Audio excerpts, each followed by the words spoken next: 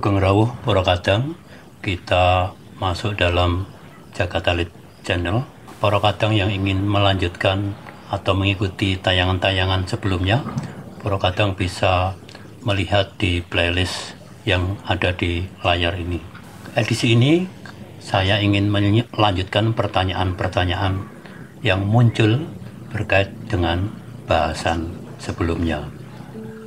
Pak Bagus, kaitannya dengan pamrih.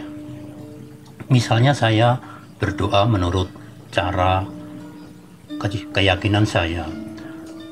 Permohonan itu juga apakah dalam kategori pamrih?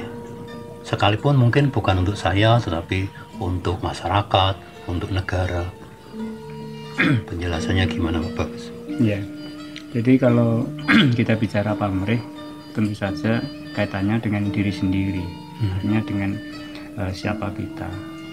Artinya kalau itu seperti yang disampaikan itu, berdoa untuk supaya ditujukan kepada orang lain, itu tidak disebut pamrih. Nah, tetapi pamrih itu adalah hambatan di dalam diri kita, di mana diri kita itu dipenuhi dengan banyak kehendak. Nah, kehendak-kehendak ini biasanya bentuknya itu untuk memegahkan diri. Jadi harus dipahami supaya nanti juga tidak salah saat siapapun juga itu mendoakan kepada orang lain. Jadi mendoakan kepada orang lain itu mah justru lebih baik daripada mendoakan diri sendiri. Nah, jadi memohon supaya orang lain itu diberikan banyak anugerah itu jauh lebih baik daripada memohon supaya diri saya ini diberikan anugerah.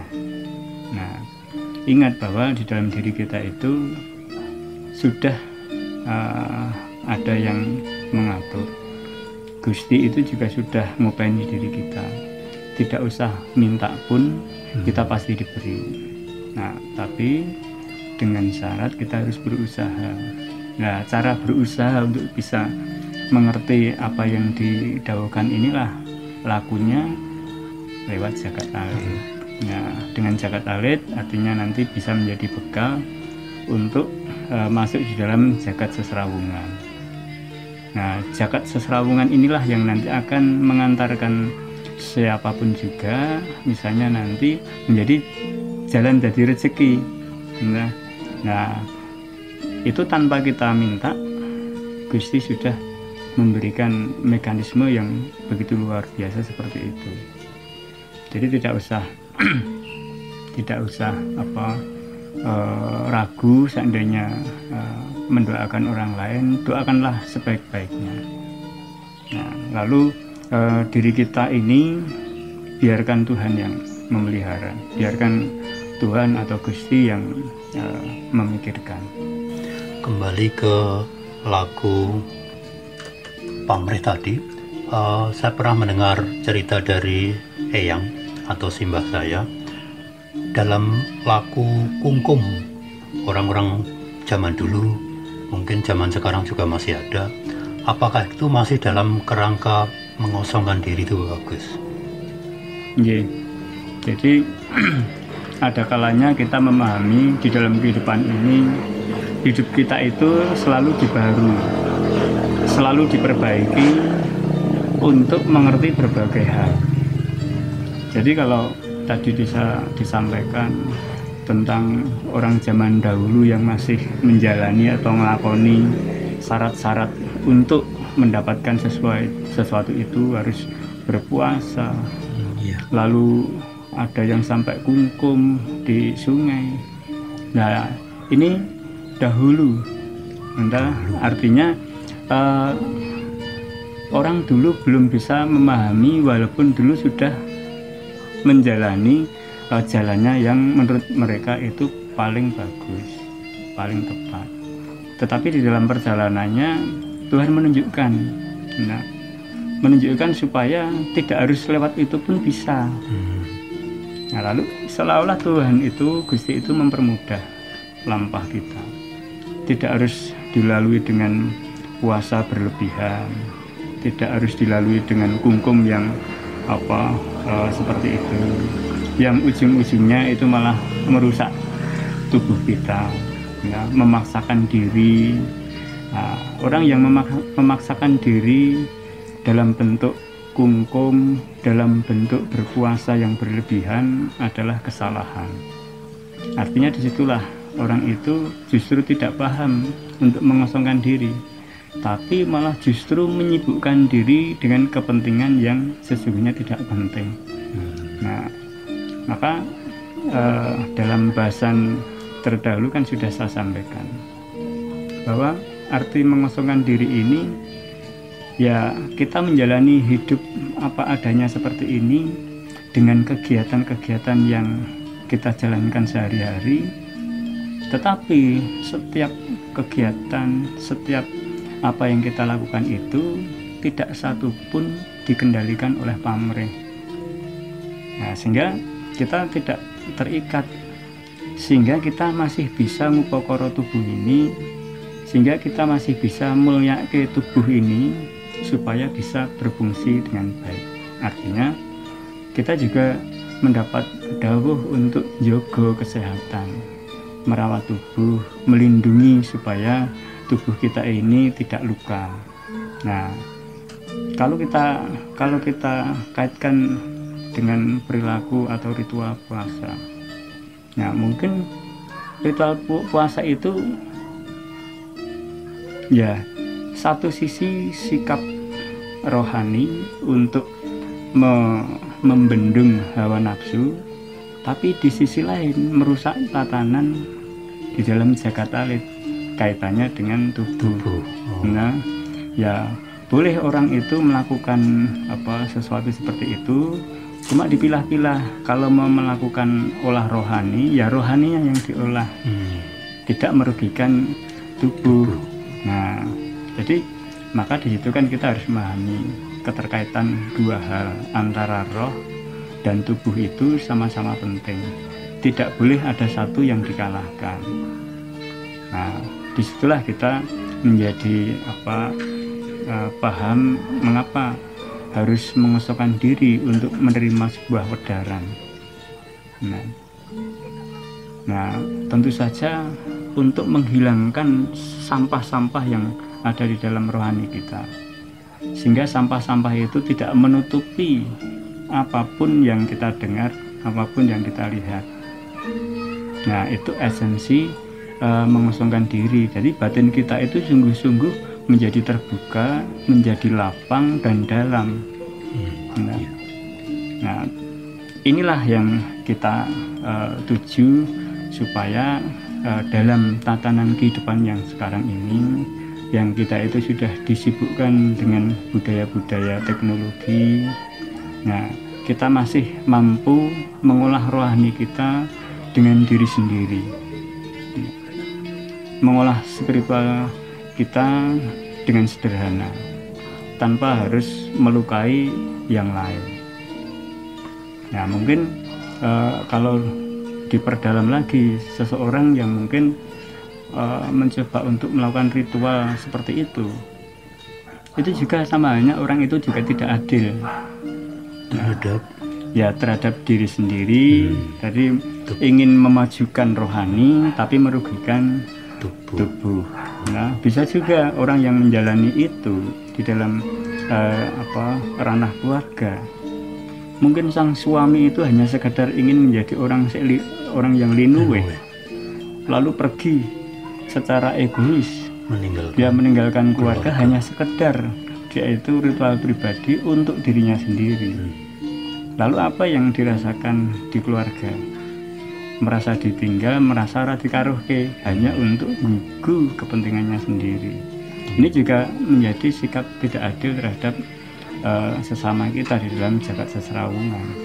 Kalau di dalam diri saja sudah tidak adil, maka akan lebih mudah lagi untuk melakukan ketidakadilan di dalam yang lain. Saya pernah mendengar ini Pak Bagus, lelumban yang masalah bagi satu orang kadang isinya hanya mengeluh ketika masalah ini belum selesai, muncul masalah baru. Sementara bagi yang lain kok koyone etel, seperti tenang saja, tampaknya tidak ada beban.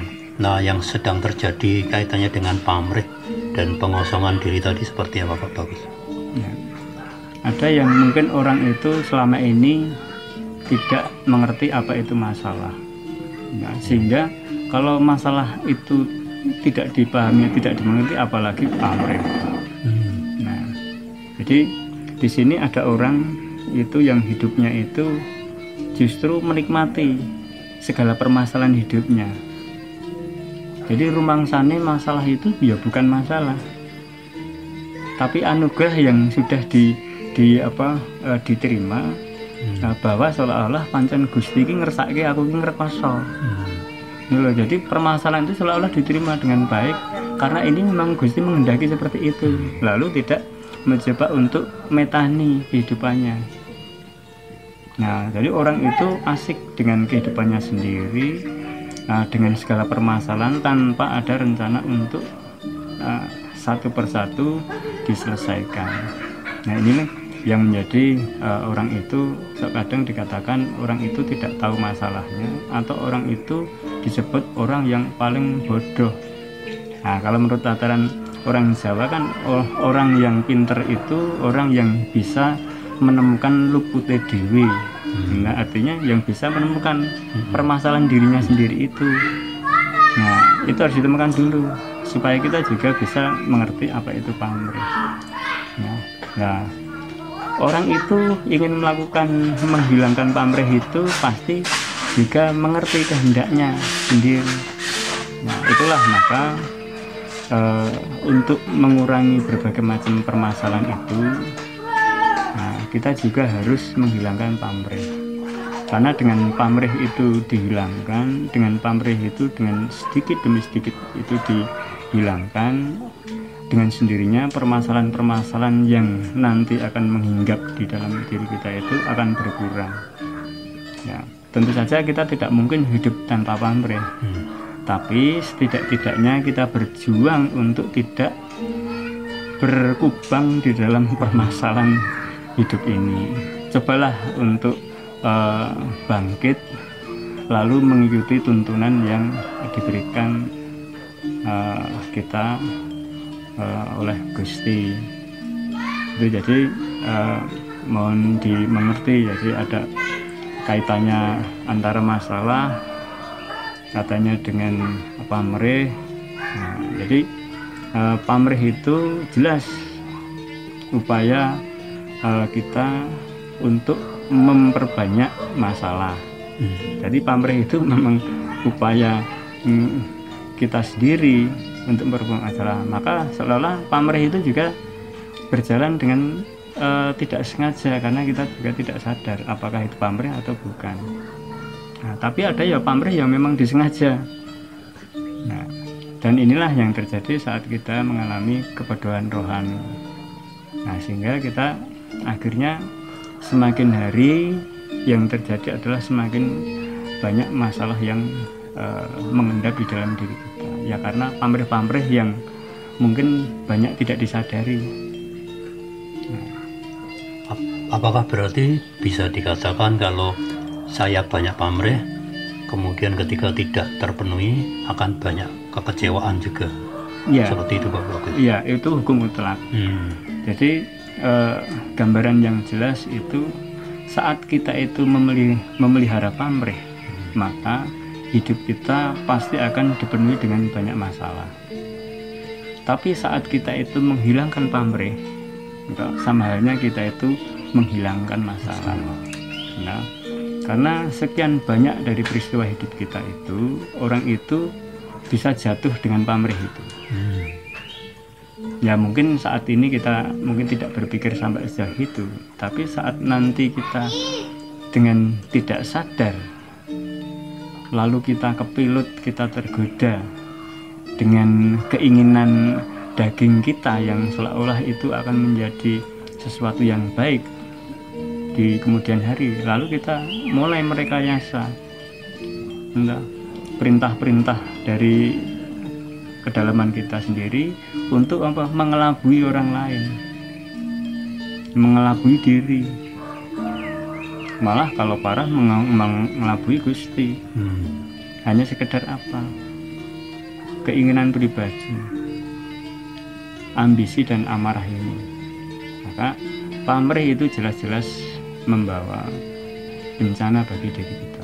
Maka saran saya, berjuanglah untuk menghalau pamrih itu, supaya hidup kita itu tidak terjerembab, tidak jatuh ke dalam kesalahan-kesalahan yang selalu kita buat. Saya pertajam pertanyaannya Pak Bagus. Kalau orang tanpa ambisi, apakah bukan berarti hidupnya hanya semacam mengalir lambat begitu? Sementara pada kondisi tertentu dibutuhkan semangat yang istilahnya menggebu-gebu, pantang menyerah. Gimana Pak Bagus? Ya. Jadi ambisi itu sesungguhnya tidak bisa dihilangkan, karena itu sudah menjadi kodrat kita. Semenjak kita itu diberikan hidup, semenjak kita itu disebut manusia, ambisi itu melekat di dalam kehidupan rohani kita. Nah, tetapi apakah ambisi itu akan berubah, ya, menjadi hal yang baik atau menjadi buruk? Itu tentu nanti ada proses tersendiri lewat roh benedro di dalam diri kita sendiri. Nah, dan itu bisa dipahami saat misalnya ambisi untuk melakukan hal-hal yang baik dalam rangka untuk menjalankan tuntunan dawuh Gusti. Itu juga harus membawa ambisi, harus membawa niat, ya. Dan itu baik karena setelah kita mengalami kesadaran batin, lalu bisa memilih melakukan tindakan itu. Tapi bisa ambisi ini juga menjadi malapetaka bagi kita saat kita menginginkan sesuatu, nah, karena adanya pamrih ini. Nah, pamrih ini itu akhirnya apa? Dari pamrih itu terus kita itu jadi kerentek untuk melakukan sesuatu. Kerentek itu harus segera terwujud, harus segera dilaksanakan. Muncullah ambisi yang luar biasa, energi negatif yang luar biasa ini untuk mengelabui siapapun terhadap dirinya sendiri. Di dalam diri sendiri itu siapa yang dikelabui? Adalah sabda-sabda Gusti, sabda Allah ini yang selalu setiap saat itu memberi tentang kebaikan, ditutup direkayasa hanya sekedar untuk apa? Supaya keinginan ini yang sudah ngerembaka jadi ambisi seperti ini bisa terwujud. Nah, kalau sudah seperti itu, akhirnya orang itu menjadi buta. Walaupun matanya bisa melihat, tetapi sesungguhnya dia tidak bisa melihat. Artinya apa? Jalannya gedungsang-dungsang. Nah, kemanapun orang itu pergi, pasti akan membawa permasalahan bagi orang lain. Nah, karena apa? Besarnya ambisi ini mengalahkan kepentingan orang lain. Nah, semuanya itu harus kepentingan saya yang terwujud. Nah, inilah nanti perjalanan itu kalau kita tidak hati-hati, tidak mengenali apa itu kesadaran, tidak mengenali berbagai macam roh di dalam diri kita, ya nanti separan-paran sak nggon-nggon kita nanti akan membawa permasalahan. Nah, yo sak ucap-ucape ngelarani atine wong liya. Nah, setidak-tidaknya itu perilaku kecil, tapi itu bisa membesar, bahkan bisa menjadi bencana yang sesungguhnya di dalam diri orang yang membawa pamrih dan ambisi itu. Ya, ambisi itu ternyata tidak berjalan lurus, tetapi ada pada persimpangan, harus ke pilihan ke kiri atau ke kanan, ke terang atau ke gelap, ke baik atau ke buruk. Nah, cara mengendalikan itu gimana Pak Bagus supaya kita selamat atau berkenanlah di hadapan Tuhan? Jadi kita hanya berusaha di dalam hal ini untuk mengerti dan mengendalikan supaya ambisi itu tidak berjalan ke kanan atau ke kiri. Tentu saja pasti dibutuhkan situasi yang sangat khusus di dalam kebatinan kita. Nah, situasi itulah yang disebut kosong. Nah, situasi itulah terjadi karena kita mengosongkan diri. Sehingga dengan mengosongkan diri ini kita menjadi terang benderang, mengerti apa yang harus kita jalankan, walaupun itu pasti akan melewati proses di dalam rahim batin ini, yaitu Roh Binedo. Setidak-tidaknya dalam situasi seperti itu, sikap kita untuk mengendalikan ambisi ini menjadi dunung dan tidak jolo-jolo di dalam diri. Artinya kita bisa menjadi pengendali terhadap ambisi itu. Nah, maka ambisi itu di sisi lain bisa merusak diri kita, tapi di sisi lain ambisi itu bisa membangun diri kita. Maka ambisi itu tidak bisa dihilangkan, tetapi hanya bisa dikendalikan. Jadi jangan sampai kita lalu berupaya menghilangkan ambisi itu. Tidak bisa. Justru ambisi itu tetap kita gunakan supaya kita itu menjadi jelas arah dan tujuannya. Kalau seseorang itu dengan kesadarannya itu menyadari bahwa kebenaran itu ada di dalam Gusti, tapi kalau hanya sadar seperti itu, tidak diikuti dengan ambisi untuk kita itu mendekat pada Gusti, ya tidak akan mendapatkan manfaat apa-apa. Maka banyak keterkaitan saat kita itu ingin mengetahui tentang mengosongkan diri, mulai dari menjadi tahu tentang itu pamrih, tahu tentang apa itu ambisi dalam diri. Nah, ini semuanya ini adalah komponen-komponen yang harus dikendalikan lewat jalan mengosongkan diri. Terima kasih Pak Bagus untuk penjelasannya. Demikian Puro Kadang, penjelasan Pak Bagus dalam bahasan tentang pengosongan diri. Jangan lupa untuk memberikan subscribe-nya agar kami bisa memberikan notifikasi pada tayangan-tayangan kami selanjutnya. Matur nuwun, Puro Kadang, nyun pamit. Rahayu, rahayu, rahayu.